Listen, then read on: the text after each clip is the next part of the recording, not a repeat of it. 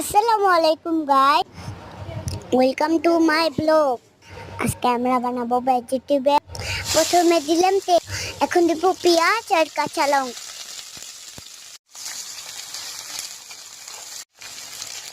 এখন দিয়ে দেবো সামান্য জিরা আর দুটো তেজপাতা।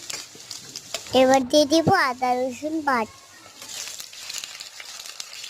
এখন দেবো সামান্য লবণ, মরিচের গুঁড়ো, হলুদের গুঁড়ো আর একটু জিরা গুঁড়ো। এখন এগুলো ভালোভাবে নাড়িয়ে নেব। এখন দিয়ে দেবো ভেজিটেবল গুলো।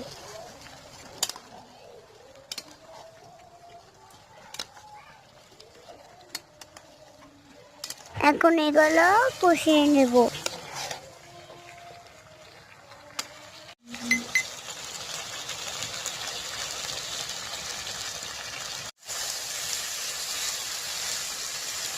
ভালোভাবে কষানো না হলে এখন দিয়ে দিলাম জল,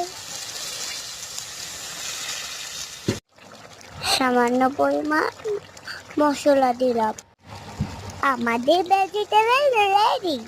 জানাবেন কেমন হয়েছে।